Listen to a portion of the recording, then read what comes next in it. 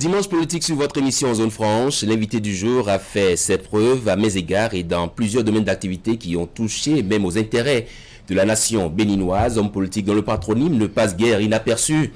Moïse Tchando Kérékou va davantage se révéler aux Béninois lors de la présidentielle derrière au Bénin. Candidat déclaré colistier de Joël Aïvo du parti de l'opposition Les Démocrates, lequel duo sera déchu faute de consensus et de parrainage nécessaire à la validation de leur candidature.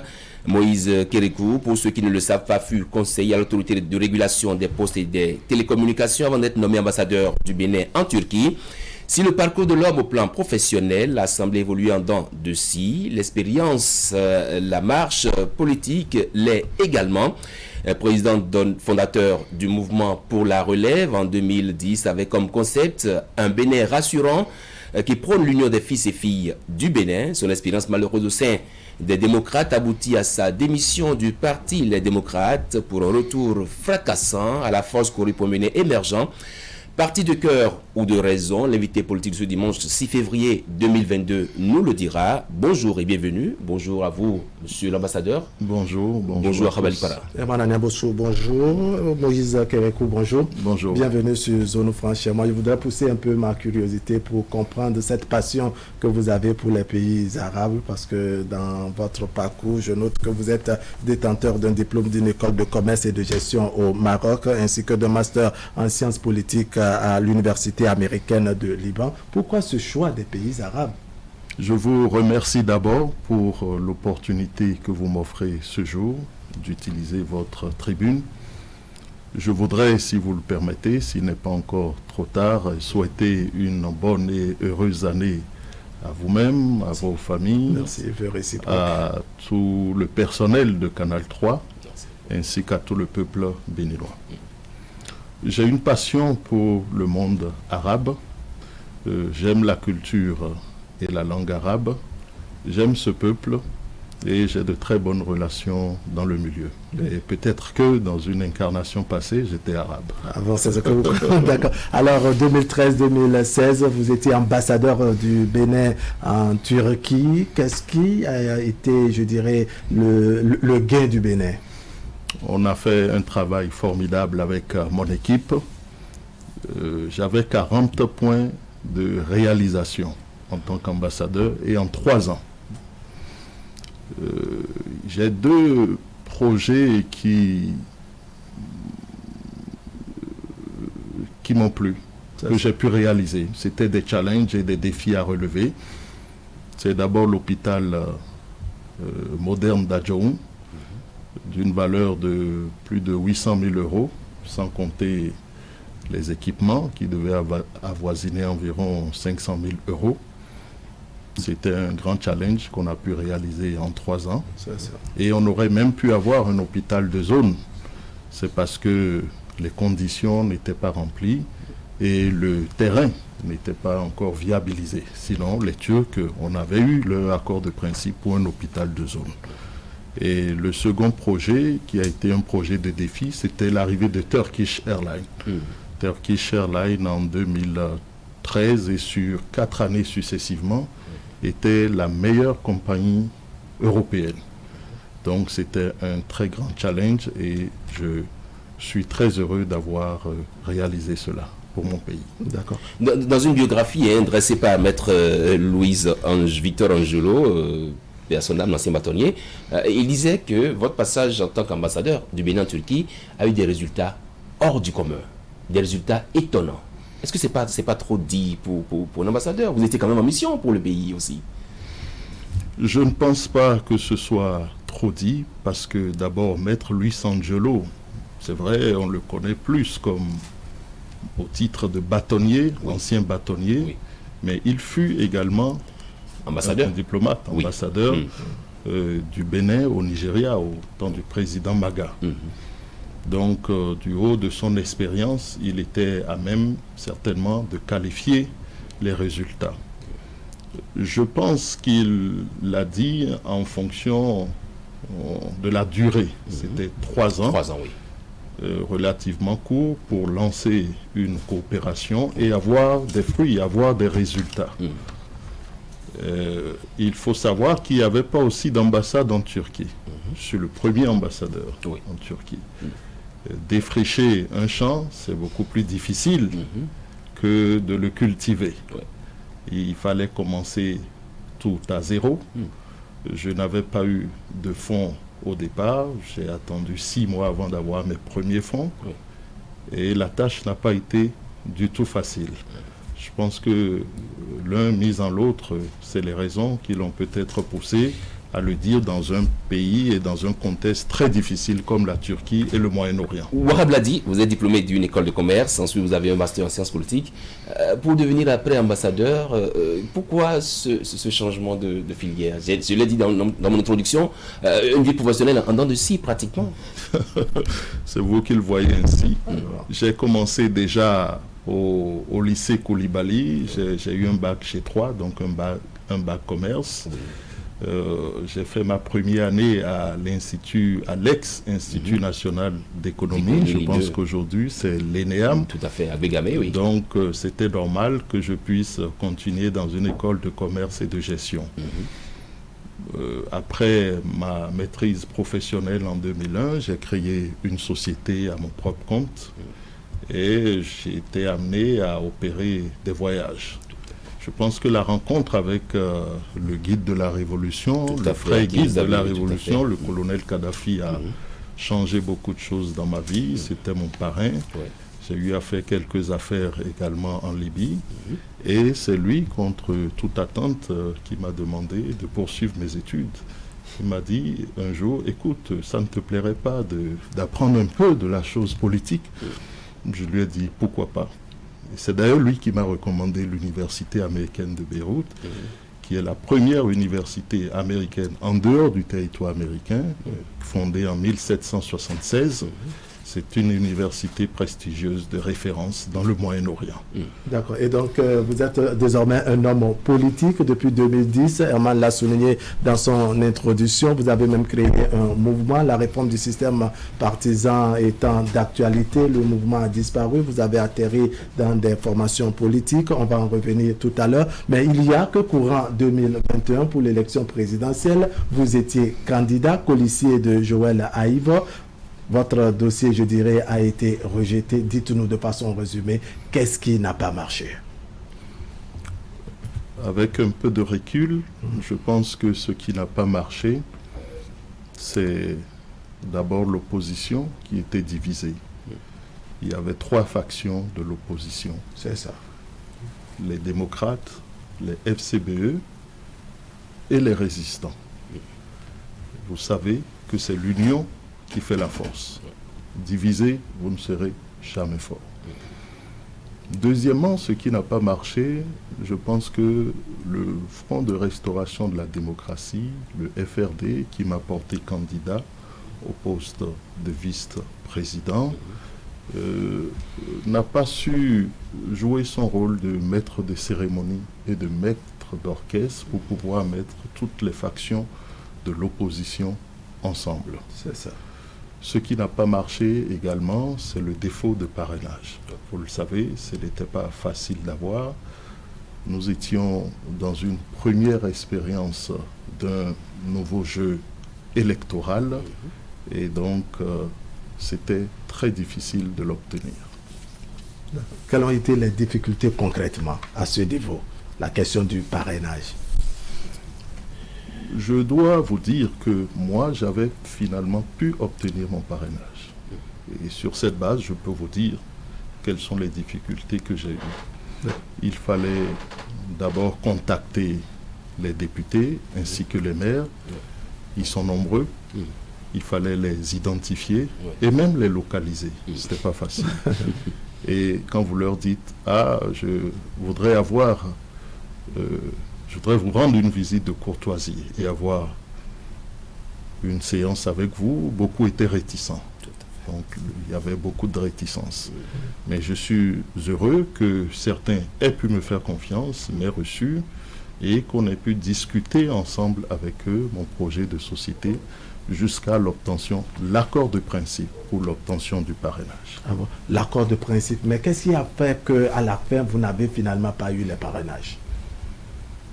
Ce qui a fait, c'est que je n'ai pas pu avoir la position de président. Le duo était quelque chose de nouveau. Chacun allait de sa perception de la chose. Et donc, ces députés m'ont dit, tu es vice-président, l'accord ne peut plus marcher. Ça sous-entend que l'accord de principe donné par les députés à l'effet de vous accorder le parrainage était subordonné au fait que vous soyez vous-même président et peut-être quelqu'un d'autre, je dirais, colistier. Et le fait que Joël Aïva, n'est-ce pas, soit à la tête et vous, colistier, a bouleversé les choses, a impacté le résultat final. Je vais être franc avec vous.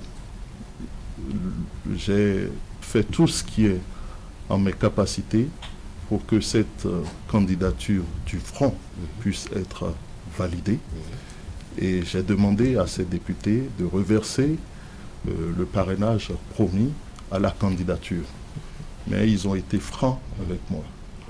Ils m'ont dit, Monsieur l'ambassadeur, nous nous excusons, mais quelqu'un qui n'a pas reconnu notre légitimité, nous ne pourrons pas lui accorder notre parrainage. Je voudrais déjà les remercier, ces députés qui m'ont fait confiance, essentiellement du parti BR, environ 80%, et 20% du parti UP. Et j'avais obtenu le parrainage sans contrepartie. C'est très important de le dire. Est-ce que vous ne donnez pas raison finalement à ceux qui pensent et qui disent que vous ne faites que profiter de votre nom? Puisque, semble-t-il, le nom a pesé pour beaucoup dans l'accord de principe aussi, Kérékou. Oui, c'est vrai, le nom pèse beaucoup, mais le nom a également beaucoup d'inconvénients. Et ce n'est pas seulement le nom. Ce n'est pas facile d'être Kérékou. Ce n'est pas facile d'être Kérékou, c'est une grande responsabilité, vous le savez. Et ce n'est pas seulement le nom, nous sommes une vingtaine de Kérékou, donc si c'était seulement le nom, je pense que chaque Kérékou serait en mesure d'être dans ma position.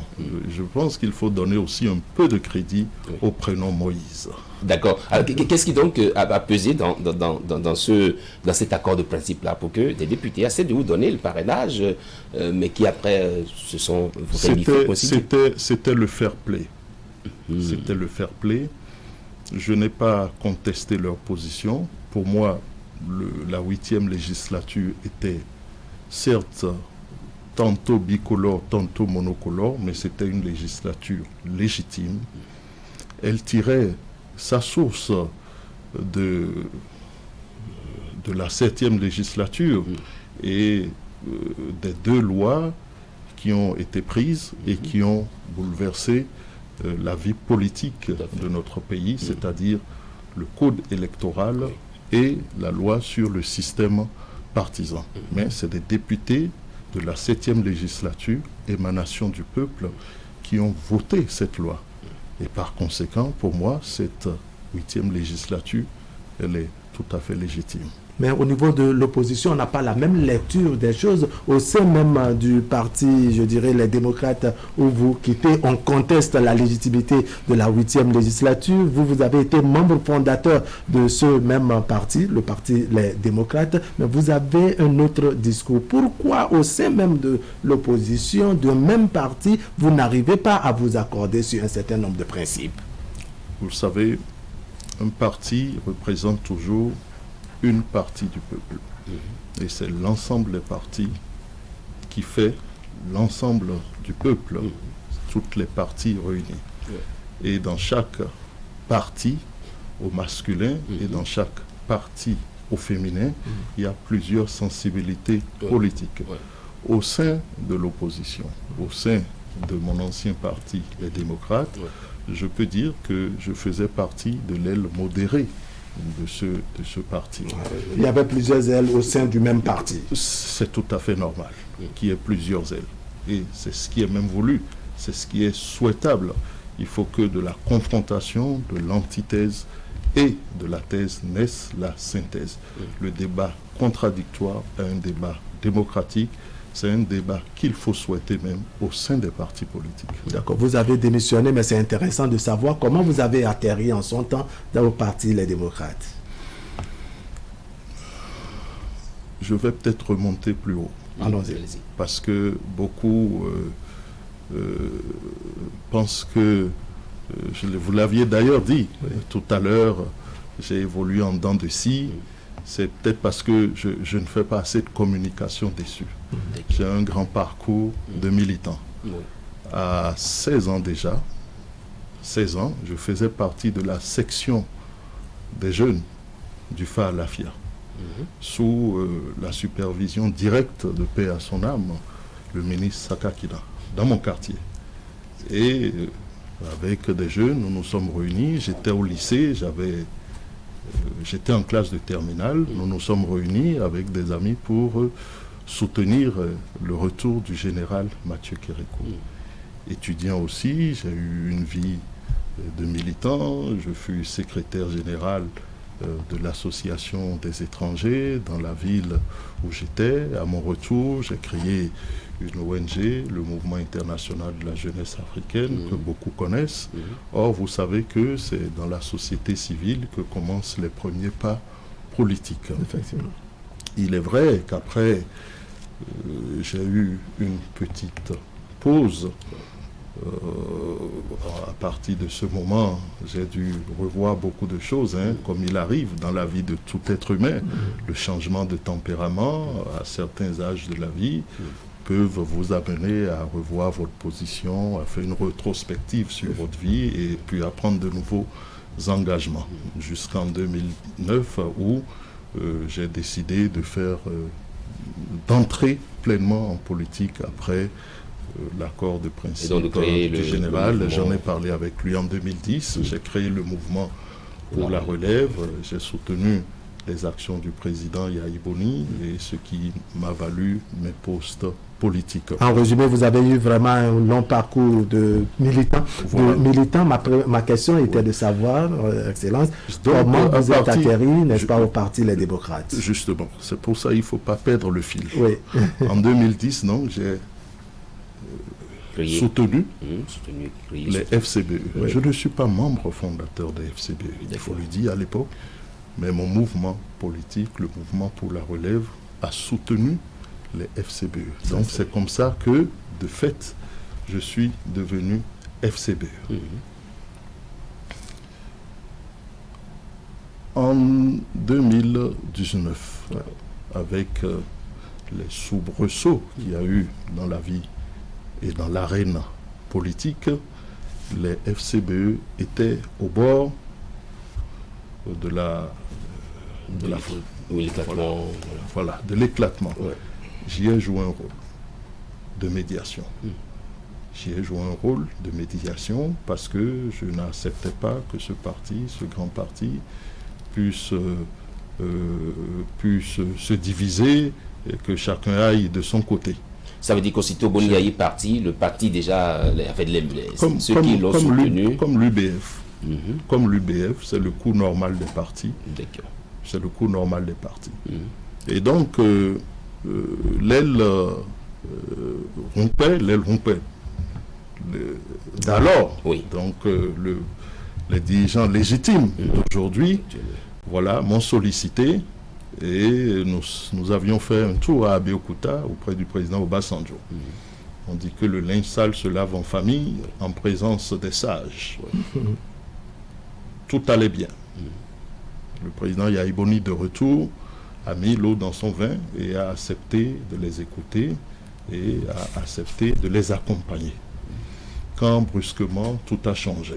Je pense qu'on n'aura pas le temps d'en parler ici. Oui, et les partis politiques, c'est des couvents, tout ne se dit pas aussi, excusez-moi. Alors, j'étais là un jour quand un ancien ministre m'a appelé et a demandé à me voir, qu'il a un message de la part du président Yahi.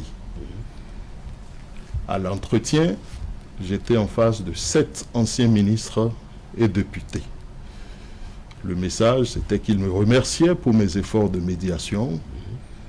Ils m'ont également expliqué pourquoi ça n'a pas marché et pourquoi le président Yahi Boni a dû démissionner, qu'il aurait insisté pour qu'on m'informe des tenants et des aboutissants.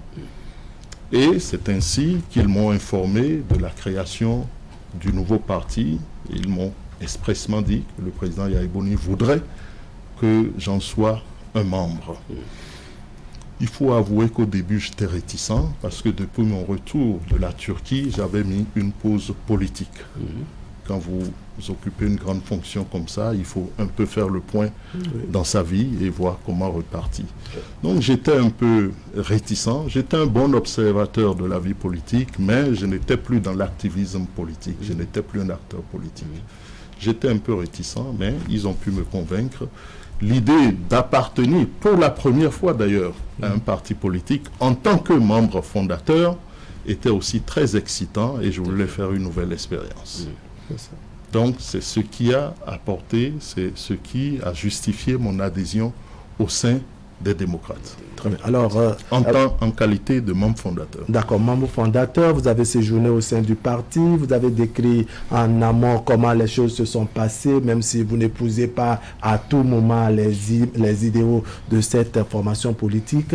Aujourd'hui, vous n'êtes plus membre du parti Les Démocrates. Que s'est-il passé? C'est vrai, j'ai donné ma démission en décembre du parti. Décembre 2021. Décembre 2021, parce que je n'étais plus du tout à l'aise. Je n'étais plus utile à quelque chose. Pour quelqu'un qui veut se sentir utile dans la société, qui a toujours été dans l'esprit de servir, cela avait rencontré un certain blocage en mon fort intérieur. J'étais suspendu des activités du parti depuis 10 mois. Ça sous-entend juste après les élections. Voilà. Ça fait aujourd'hui 1 an que je n'ai plus mis pied au siège, je n'ai plus assisté à aucune activité. Ma dernière présence au siège devait être le 25 janvier 2021. Et donc, je voulais recouvrer ma liberté d'action et ma liberté de parole. J'avais aussi beaucoup de pression de mes militants qui voulaient que je les oriente, que je dise qu'est-ce qu'il fallait faire. Bientôt, c'est les élections législatives. On rentrait dans une nouvelle année en 2022. J'étais suspendu du parti. Je n'étais plus un acteur majeur, donc il fallait quand même faire quelque chose. Moi, j'ai voulu fermer cette page de 2021 et rentrer dans cette nouvelle année 2022 avec beaucoup plus d'espoir et beaucoup plus de perspective. Le parti vous a-t-il dit, les membres vous ont-ils dit ce qu'ils vous reprochaient concrètement pour vous suspendre en son temps? J'ai reçu un exploit d'huissier où le parti mentionnait qu'ils m'ont suspendu parce que je n'avais pas suivi la discipline. Voilà. Vous savez que du groupe. Le duo, le parti a déclaré un duo et j'étais candidat aussi au sein du Front. Front, d'ailleurs, Front dans lequel les démocrates sont membres. Les démocrates sont membres du Front. Okay, donc... mais pour ma part, c'était une suspension arbitraire, parce que cette suspension n'a pas respecté certains articles des documents fondamentaux du parti. Je n'ai donc pas eu droit à un contradictoire, je n'ai pas eu droit au recours, ce que pourtant les tests m'offraient comme possibilité. Un homme de ce parcours-là, parcours politique, faire la FIA, MPR, voilà, FCBE, rapidement démocrate, FRD. Quelle leçon tirez-vous finalement de ce que vous avez connu entre votre participation en tant que membre fondateur des démocrates et votre participation aux élections jusqu'à votre démission et à votre atterrissage aux forces de déploiement d'émergence? La première leçon, c'est que au sein des partis, il n'y a pas d'idéologie. Il n'y a pas un combat d'idées. L'idéologie, elle est très importante. L'idéologie, c'est la science, l'organisation des idées. Les idées viennent pêle-mêle, il faut les organiser, il faut les mettre en synergie. C'est en cela que l'idéologie, elle est très importante. Et vous verrez d'ailleurs que c'est pourquoi j'ai laissé comme legs à cette jeunesse que j'encourage et qui voudrait s'essayer à la chose politique, l'opuscule que j'ai eu à écrire en fin 2016, intitulé « Le manifeste de la relève ». Vous m'aviez déjà reçu sur ce plateau et j'en ai beaucoup parlé. Donc la première chose, le manque d'idéologie. La deuxième chose, c'est le manque de militantisme. Je pense qu'il y a quelque chose à faire à ce niveau. Les partis sont très souvent identifiés à une personne à la tête. Un peu comme les PME, les petites et moyennes entreprises. Voilà, c'est comme des sociétés ou des clubs. Et quand le leader dit quelque chose, il n'y a pas de contradiction, il faut suivre à la lettre, sinon vous êtes expulsé ou vous êtes tenu à l'écart. Et il n'y a pas de militantisme, donc pas de conviction. On ne suit pas les idées du leader, on suit plutôt la personne. Et donc, c'est ce qui fait que ça devient un peu de l'assistanat social. Donc, quand vous assistez, les gens sont avec vous, et quand vous n'assistez pas, les gens ne sont pas avec vous. Ça, c'est généralement. En particulier, les leçons que je tire de 2021, c'est qu'une élection présidentielle se prépare à l'avance. Hein, ce n'est pas... Comme s'il y a eu de la précipitation. C'est pas le jour de chasse. Il y a un proverbe bariba qui dit que c'est pas le jour de chasse. Qu'on élève son chien. Qu'on élève son chien. Et cette sagesse populaire qui nous dit qui va loin ménage sa monture. Donc les élections présidentielles se préparent à l'avance. Oui. La deuxième leçon, c'est que la clé des élections à venir, c'est le parrainage. Et pour obtenir le parrainage, il faut bien sûr avoir des sièges au Parlement et avoir aussi la tête des conseils municipaux. Donc il n'y aura plus d'élections présidentielles sans passer par des phases qualificatives. Nous sommes d'ailleurs en pleine canne. Nous souhaitons bonne chance aux joueurs qui ont été retenus et aux équipes qui ont été retenues en phase finale. Et donc, il faut nécessairement des phases qualificatives en politique pour les présidentielles. Et ces phases qualificatives, c'est les municipales et les législatives. Enfin, je retiens que le système de parrainage fait que les élus du peuple sont très forts. Ils peuvent décider. Ils peuvent décider de qui parrainer qui parrainer ou qui ne pas parrainer. Donc il y a une sorte de tri en amont qui fait que en fonction de la tête d'une personne, on peut dire bon, toi on te veut, toi on ne te veut pas. Et donc c'est ce que je retiens essentiellement comme leçon. Beaucoup de leçons à tirer de cette élection présidentielle de 2021. On va poursuivre puisqu'on disait tout à l'heure que vous avez démissionné du parti Les Démocrates. Votre nouvelle destination, c'est le parti Force Courir pour un Bénin émergent. Comment l'accueil s'est déroulé à ce niveau et surtout pourquoi avoir choisi FCBE comme nouveau point de chute? Il n'y a pas encore eu d'accueil parce que ce n'est pas officiel. C'est ça. J'ai donné un avis. J'ai utilisé notre vieille sagesse populaire africaine qui dit que lorsque tu ne sais pas où tu vas, il faut savoir d'où tu viens. Je vous ai parlé de mon parcours. Je vous ai dit comment depuis 2010 j'avais adhéré à mon mouvement politique. Je n'étais pas membre fondateur, avait adhéré au FCBE. Je vous ai dit tout ce que j'ai pu faire comme effort de médiation pour que le parti ne se disloque pas. J'ai de bonnes relations avec les membres du parti. Je connais le ministre Djemba depuis, je peux dire, mon jeune âge. J'ai connu le Sen Onkwe en Turquie en 2015 lorsqu'il est venu en mission. On a eu des séances avec des opérateurs économiques et j'avais déjà été surpris par un brillant discours qu'il avait eu à donner à la Chambre de commerce et d'industrie d'Istanbul. Je lui disais même, je pense que il serait mieux que ce soit vous qui soyez l'ambassadeur. J'ai de bonnes relations avec Amadou Issifou, l'honorable, avec Farouk. Vous savez,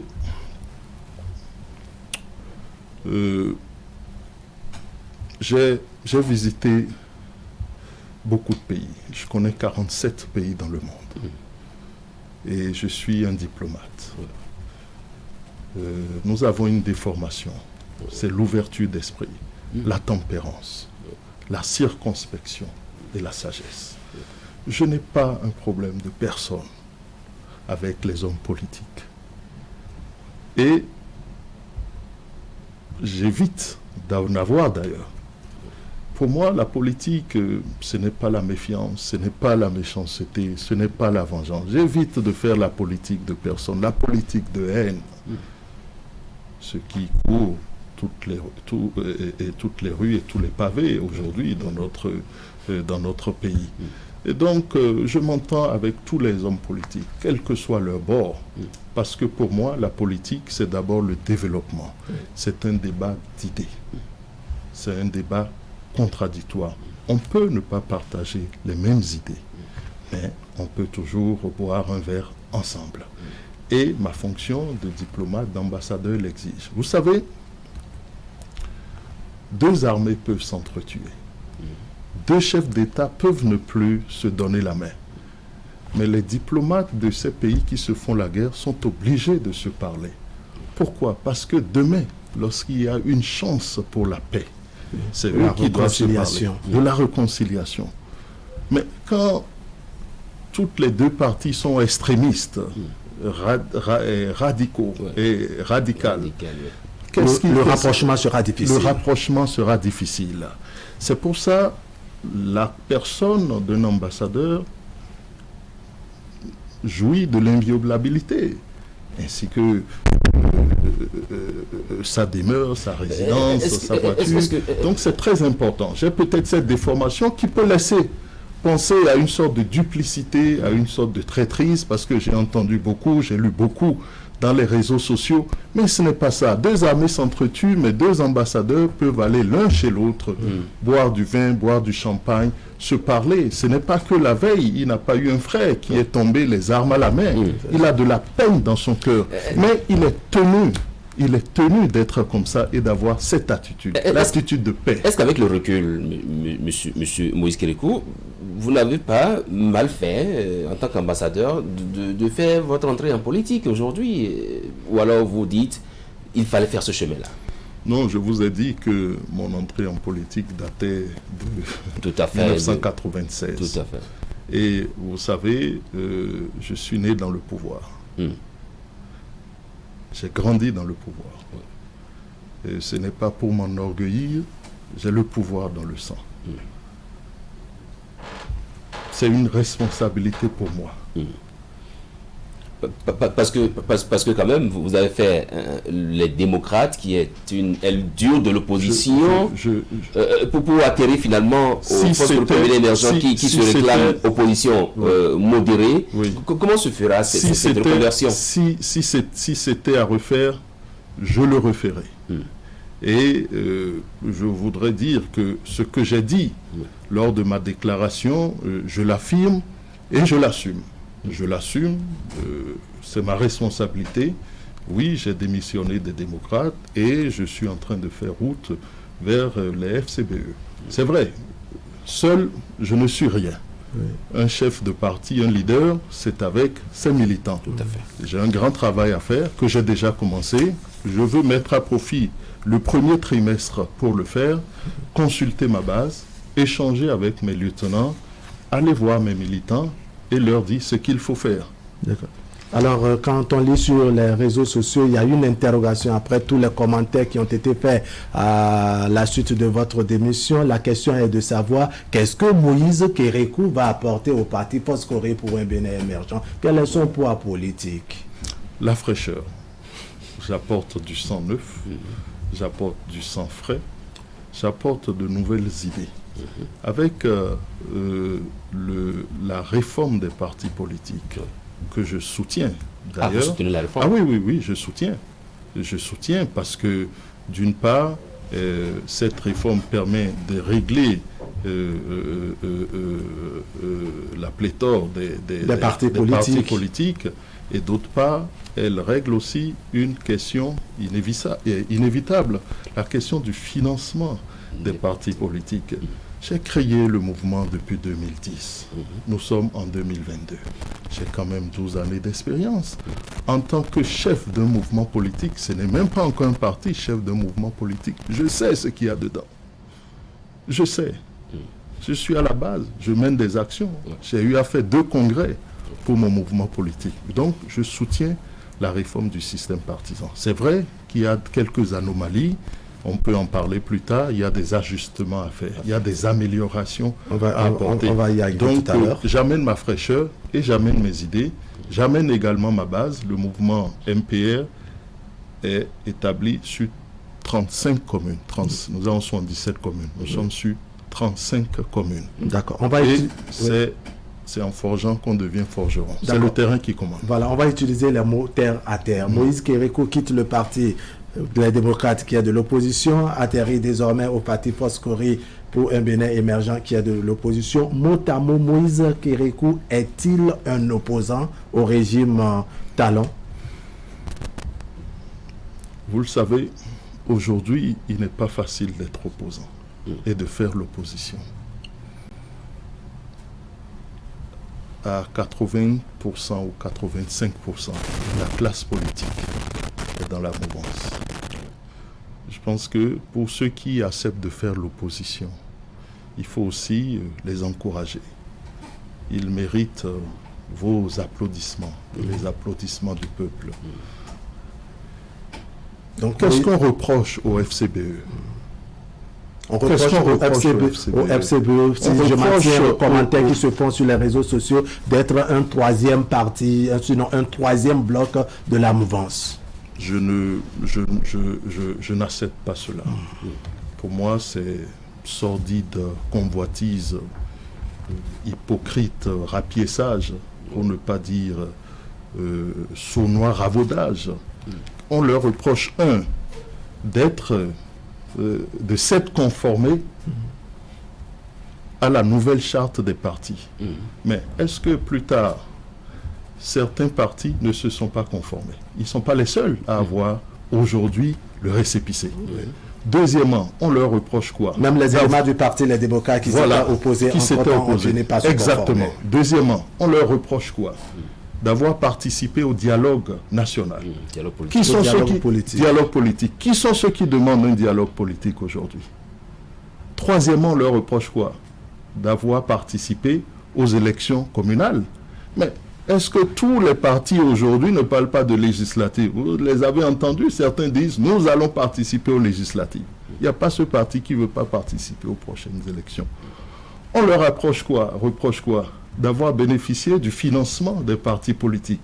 Je vous assure que demain, après les législatives, même lorsqu'un parti aura un seul député à l'Assemblée comme siège, ce parti sera le premier écrit pour demander qu'on le finance, le financement public.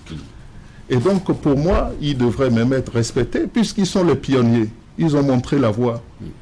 Ils méritent plutôt le respect. Enfin, on leur reproche quoi? Un langage de paix. On dit qu'ils ne sont pas virulents. Mais une opposition, le spectre est assez large. Vous pouvez être extrémiste, vous pouvez être radical, comme vous pouvez être modéré, comme vous pouvez même être centriste. Et puis, la paix, ça ne doit pas être un vain mot. Permettez-moi de vous raconter quelque chose. Allons-y. Vous savez, j'ai connu les attentats et la guerre. Je vous ai dit, j'ai visité 47 pays dans le monde. Et j'ai une bonne connaissance de la culture des peuples. J'ai eu la vie sauve ce 17 mai 2003. Je m'en rappelle toujours. C'était un attentat des islamistes contre le royaume du Maroc. L'hôtel Saphir, c'est l'hôtel où je séjournais souvent. J'avais déjà quitté la veille. J'aurais pu y laisser ma peau. En février 2005, l'attentat contre le Premier ministre, Rafik Hariri, j'étais encore étudiant au Liban. Je venais de passer, il y a 1 heure sur cette voie, j'étais à l'hôtel Saint-Georges. La déflagration a soufflé toutes les vitres de l'hôtel. j'aurais pu y passer parce qu'il y a eu une centaine de blessés et une vingtaine de morts. C'était un cratère de près de 7 mètres. Je suis allé sur les lieux après. J'ai été ambassadeur en Turquie pendant 3 ans, de 2013 à 2016. Vous savez combien d'attentats j'ai répertoriés? 57, parce qu'il fallait en faire le compte-rendu au département, chaque fois qu'il y avait un attentat. 57 attentats en Turquie. L'attentat contre l'aéroport d'Istanbul en juillet, je venais de quitter il y a 1 heure. C'était dans la voiture, j'étais déjà à Ankara, heureusement, quand j'ai eu l'appel de ma femme qui me disait « Ah, j'espère que tu as quitté Istanbul parce qu'il vient d'avoir un attentat. » Et une dizaine de morts, une vingtaine de blessés. J'aurais pu être là. La Turquie est le pays qui a connu le plus d'attentats dans le monde contre les diplomates. Vous connaissez leurs problèmes avec le PKK, le parti du Kurdistan, depuis 1984. Effectivement. La guerre de 34 jours au Liban, j'y étais, entre l'armée de Tsahal d'Israël et le Hezbollah Moukawama. 34 jours. Il n'y a pas de plus effrayant que les avions supersoniques israéliens. Quand ça passe, vous avez l'impression que vous êtes aux portes de l'enfer. Toutes les infrastructures ont été détruites. Donc, j'ai vécu dans ce milieu-là. Le coup d'État en Turquie, dans la nuit du 14 ou du 15 et du 15 juillet 2016, le coup d'État manquait. Mais la résidence de l'ambassadeur, ma résidence, était à peine à 1 kilomètre de la direction générale de la police nationale. Il y a eu des coups de feu nourris. Toute cette nuit, je n'ai pas pu dormir avec ma famille. Alors qu'elles le sont tirées. Hein, c'est que je connais les attentats et je connais la guerre. Qu'on ne me reproche pas mon langage de paix et de réconciliation nationale. Beaucoup n'ont pas connu la guerre. Vous ne savez pas ce que c'est que la guerre. On sait quand ça commence, mais on ne sait jamais quand ça finit. Nous avons vu en Côte d'Ivoire. C'est pour ça que je fais le vœu que 2022 soit une année de paix et de grande réconciliation nationale. Malheureusement, certaines questions n'ont pas été évacuées. La question de la réconciliation est partagée. Il y a encore à faire dans le dégel de la crise politique. Les questions comme celle des prisonniers, des exilés, des réfugiés politiques n'ont pas encore été évacuées. Donc je voudrais un peu de hauteur de la part de tous les acteurs de la vie politique. Furent-ils de la mouvance ou de l'opposition? En résumé, pour vous, le parti Foscori pour un Bénin émergent n'est pas maladroit, n'est-ce pas, dans sa méthode, la méthode d'inviter les gens à la paix et de faire partie un chef d'État de manière démocratique. Je vous dis qu'ils doivent même être respectés, c'est les pionniers, parce que tout ce qu'on leur a reproché, tout ce qu'on leur reproche, les autres partis sont en train de faire la même chose. Alors, dans ce cas, finalement, on leur reproche quoi? Dites-moi. Et moi, quand on me dit c'est le 3e bloc de talons, je dis non. Vous savez, j'ai fait les sciences politiques. C'est la différence avec les autres. Okay? Vous ne demandez pas à un électricien un bâtiment d'aller opérer un malade. Vous ne demanderez jamais, ou il n'arrivera jamais à l'idée d'un docteur, fût-il professeur en chirurgie, d'aller installer des câbles électriques. Il ne réussira pas. Moi, j'ai appris les sciences politiques. J'ai fait la chose politique. Et donc, je n'ai pas le droit d'avoir un regard de rue sur les questions politiques. On dit les FCBE sont le 3e bloc de talons. Mais moi, je constate autre chose sur le terrain. Qu'est-ce que je constate? Je constate que en pleine élection, vote ou désignation des conseils municipaux, l'Assemblée prend une loi pour dire Alliance UP-BR acceptable, Alliance UP-FCBE, pas question. Alliance BR-FCBE, pas question. Ah bon? FCBE n'est-il pas le 3e bloc de talons? Qu'est-ce que je constate d'autre? Je constate une vague de démissions de jour en jour des conseillers municipaux, des FCBE, vers soit le bloc républicain ou le bloc de l'UP. Mais pourtant, on dit que FCBE est le 3e bloc. Comment expliquer cette démission, ces vagues de démission, si tant il est vrai que les FCBE sont le troisième bloc de talent. Donc, franchement, moi, je ne voudrais pas aller sur ce terrain-là. Je pense que c'est des pionniers. Ils ont pris des risques dans le nouveau système partisan qui était flou pour tout le monde. On dit l'optimiste. Et l'optimiste attend que le vent tourne. Le pessimiste se plaint du vent, mais le leader ajuste ses voiles. Et je pense que c'est ce qu'ils ont fait. Ils ont ajusté les voiles et ils ont pu s'adapter à la situation au moment où beaucoup disent nous sommes résistants, nous observons, mais c'est l'inertie. Vous faites route là vers Fosco, le premier émergent. On est curieux de savoir quand est-ce que vous allez officialiser votre appartenance à ce parti-là, qui du reste aujourd'hui perd beaucoup de plumes. Ça veut dire que vous allez vers un parti politique qui a besoin d'être renforcé. Oui. Vous savez... Puisque vous-même vous avez reconnu tout à l'heure qu'il y a une vague de démission au sein de cette formation politique. Oui. Je me donne ce premier trimestre pour consulter mes militants. Et à partir du deuxième trimestre, je pourrai confirmer cette adhésion au FCBE. Est-ce que vous aimez le foot? Vous aimez le foot? Oui. C'est la CAN actuellement. Vous savez, et le basket, vous faites le basket? Non, foot beaucoup plus. Moi, je fais le basket. Vous savez, il peut arriver qu'une équipe soit nulle. Mais l'entrée d'un seul joueur peut relever le niveau de l'équipe. L'entrée d'un seul joueur peut relever le niveau de l'équipe, même si l'équipe était nulle. Mais pour moi, les FCBE ne sont pas nuls. Ils ont fait un bon score, aussi bien lors des communales que des présidentielles. Ils ont dépassé les 10%. Ça veut dire quoi? Ça veut dire qu'il y a une très bonne base sur laquelle on peut construire. D'accord. On va apprécier maintenant la gouvernance actuelle. Quelle est votre lecture de tout ce que nous vivons, de tout ce qui est fait comme gouvernance à l'ère Talon? C'est une gouvernance rigoriste. C'est négatif selon vous? Quand on dit rigoriste, ça veut dire elle est pleine de rigueur.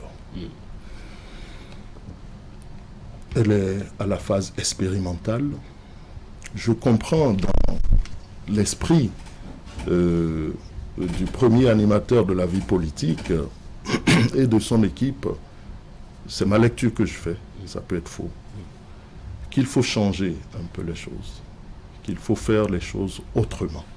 Pour avoir des résultats autres, il faut faire les choses autrement. C'est un peu ce que je constate.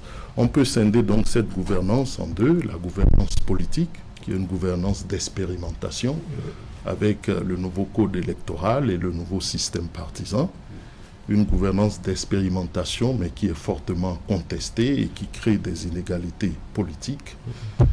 Mais c'est une expérience. Il faut la faire. On verra ce que ça va donner. On a fait l'expérience de la Révolution, on a fait l'expérience du multipartisme. Aujourd'hui, c'est une autre expérience. Moi, je suis un homme ouvert d'esprit et flexible. Je ne suis pas carré. Et la gouvernance économique, pour en finir, qui, ma foi, est une gouvernance objective et pragmatique, mais dénuée de social. D'ailleurs, l'équipe l'a reconnu, et c'est pour ça qu'on parle de, ça y est, le développement, du rehaussement social. Mais nous, ce qu'on constate sur le terrain, c'est que nous souffrons beaucoup. Les taxes, les impôts, le SMIC n'a pas varié, l'inflation des denrées alimentaires. Donc, c'est difficile. Mais quand on fait une croissance, c'est pour la redistribuer. Quand le père de famille dit à sa famille, bon, aujourd'hui, j'ai plus que ce que j'avais, j'ai un autre boulot, mon salaire a augmenté.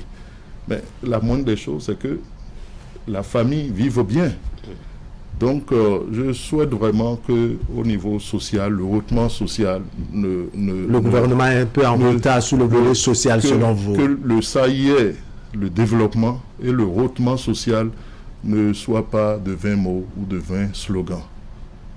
D'accord.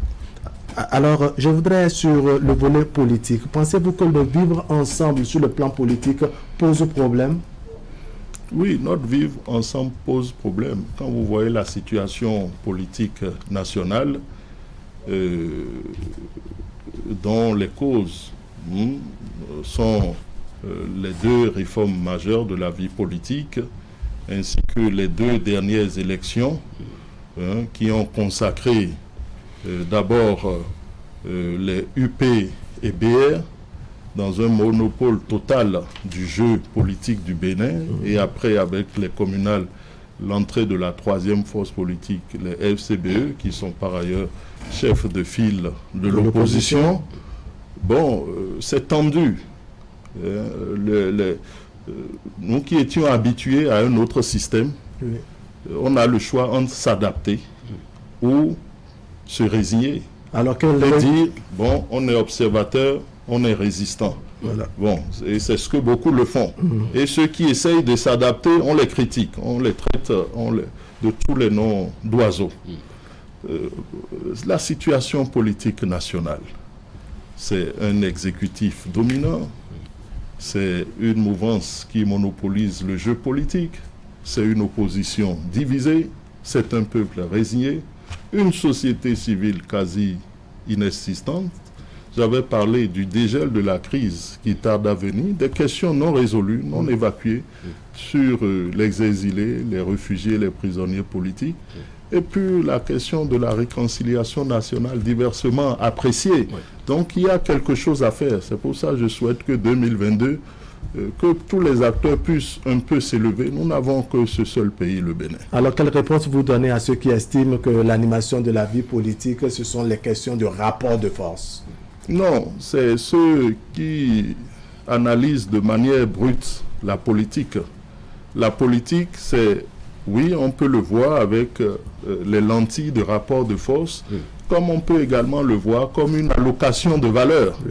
Et moi, je préfère voir la politique comme une allocation de valeur, où ce n'est pas un jeu de rapport de force, mais c'est un jeu de transmission de valeur. C'est une contradiction entre les valeurs. Vous avez telle valeur, j'ai telle valeur, vous avez telle idée, j'ai telle idée. Et puis on le confronte sur le terrain, on l'expose au peuple qui est le spectateur, comme lors d'un match de foot. Quand une seule équipe monopolise trop la balle, mais les joueurs sont découragés et les spectateurs sont découragés. Donc je conçois la politique comme une allocation de valeur et non comme un jeu de rapport de force. Permettez-moi une petite anecdote. Je pense qu'il le mérite, le général Mathieu Kérékou. Un planton m'a raconté un jour qu'un chargé de mission est entré à faire éruption dans le bureau du général tout agité. Mon général, j'ai les résultats. Si on laisse faire, c'est l'ARB qui va prendre Cotonou. Première élection de 2023 et 2003, communale. Le général l'aurait regardé, il dit oui, et qu'est-ce que vous voulez qu'on fasse? Ah, mon général, vous savez, au sein de la Sénat, il n'a même pas fini sa parole quand le général a dit, si vous changez les résultats, je vais vous enfermer. Il n'a pas été votre président? Eh bien, si c'est lui qui gagne, donnez-lui la mairie. Le général était capable d'arracher le ballon de foot du pied de ses joueurs et de leur dire, mais vous aviez trop monopolisé la balle. Donnez-le également à l'opposition, on va savoir ce qu'ils peuvent faire. C'est ça le jeu, c'est ce qui rend le jeu plaisant. C'est pour ça qu'on parle de jeu politique, de jeu démocratique. Après tout, c'est un jeu. Alors on ira très vite puisque le temps qui nous reste n'est plus beaucoup. 2023, ce n'est plus loin puisqu'après l'élection présidentielle de 2021, la prochaine consultation électorale, ce sont les législatives de 2023. Comment vous entrevoyez les choses avec beaucoup de sérénité. Je pense que le calme est revenu. Je souhaite que nous fermions les portes de 2021, qu'on ferme et qu'on envisage le futur avec beaucoup plus de joie, de paix et de sérénité. Je souhaite que les prochaines élections législatives pour notre vivre ensemble, maintenir l'unité et la cohésion nationale puissent être des élections inclusive, que toutes les sensibilités politiques de notre pays soient représentées à l'Assemblée et que ce soit des élections également transparentes. D'accord. On ne vous a pas entendu sur cette actualité-là liée à votre colistier, Joël Aïvo, qui aujourd'hui est condamné. De votre position aujourd'hui, comment avez-vous vu tout ce qui s'est passé rapidement et la condamnation? Et que faut-il faire pour arriver à une décrispation du climat politique au Bénin? Bon, j'ai été assommé par son arrestation d'abord et sa condamnation. Le jour qu'on l'a arrêté, je suis resté jusqu'à 2 heures du matin à la BEF. Vous savez, des fois, quand vous êtes assommé sur quand quelque chose vous assomme, vous perdez vos repères. Toutefois, j'ai quand même eu à faire une petite déclaration sur ma page Facebook pour compatir à ces peines. Et le Front de la restauration de la démocratie également, qui fonctionnait encore, avait eu à faire un communiqué donc, dans lequel je m'y trouvais. Je voudrais d'abord dire que je compatis à sa douleur, à la douleur des membres de sa famille, de ses militants, de ses étudiants et de ses partisans. Et je ne suis pas resté les bras croisés. J'ai déjà écrit 2 fois au chef de l'État sur ce dossier. Je suis un ambassadeur, je sais comment aborder ces questions avec la haute autorité. Je n'ai pas besoin d'en faire un courrier, voilà, de la publicité, parce que j'écris à un chef de l'État, au chef suprême de la nation. Et sa dernière condamnation également m'a beaucoup peiné. Je souhaite que ce dossier puisse être revu. Si j'ai l'occasion de parler au chef de l'État, je lui en parlerai et je n'hésiterai même pas à le supplier, et oui, à le supplier pour que ce dossier-là soit revu. Alors, une dernière question, sans doute, c'est concernant Rekia Madougou. Les accusations, entre autres choses, c'était votre frère, Modeste Kérékou. On a vu les images, mais vous, à votre niveau, vous avez gardé, je dirais, un silence assourdissant sur cette question. Rekia Madougou condamné à 20 ans de réclusion criminelle pour complicité d'actes terroristes, alors que vous étiez, je dirais, tous membres du parti Les Démocrates. Bon, quand ça s'est passé, j'étais déjà suspendu du parti. Mais cela ne justifie pas que je garde un silence sur ce dossier. Je n'ai d'ailleurs pas gardé silence. J'ai fait une publication sur ma page où j'ai également compati à sa douleur et à celle de sa famille et de sa famille politique. Je voudrais dire que par rapport à ce dossier, aussi, j'ai de la peine. Je pense que Mme Madougou doit avoir 48, 49 ans. J'ai de la peine à penser qu'elle sortira de prison à l'âge de 68 ans. Je voudrais en appeler à la clémence et à la hauteur d'esprit du chef de la nation, qui par ailleurs est le premier magistrat, c'est comme ça on dit, premier magistrat de la République. Je ne voudrais pas avoir l'outrecuidance de lui dire ce qu'il faut faire.